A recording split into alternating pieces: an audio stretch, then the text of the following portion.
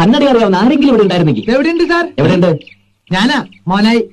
അത് കറക്റ്റ്. ഇവൻ കുറച്ചു കാലം പഞ്ചാബിലായിരുന്നല്ലോ. സാറ് കളിയാക്കണ്ട, നിങ്ങൾ കന്നഡ പറ, ഞാൻ അത് മലയാളത്തിൽ പറഞ്ഞുതരാം. എന്നാ പറയടാ. എന്നാ പറ.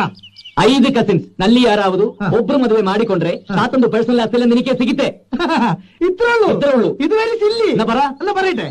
5 കസിൻ എന്ന് പറഞ്ഞാൽ 5 കസിൻ. കറക്റ്റ്.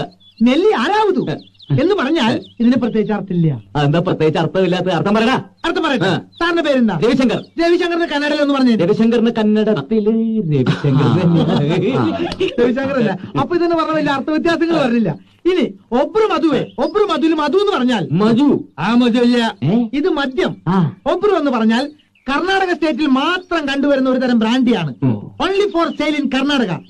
മാടിക്കുണ്ട്രി എന്ന് പറഞ്ഞാൽ മാടി വിളിക്കുക. അതില്ല, മേടിച്ചുകൊണ്ട് വരിക. ചുരുക്കത്തിൽ പറഞ്ഞാൽ ഒബ്രു മധു എന്ന് പറഞ്ഞ ബ്രാൻഡി കഴിച്ച് 5 കസിൻസ് താമസിക്കുന്ന ആ പെമ്പിള്ളേരെ മുറി പോയി ബഹളം ഉണ്ടാക്കിയാൽ മുത്തച്ഛൻ 2 പേരുടെ മോന്തയുടെ പേഴ്സണാലിറ്റി മാറ്റുന്ന. കന്നഡ അറിയാവുന്ന ആരെങ്കിലും ഇവിടെ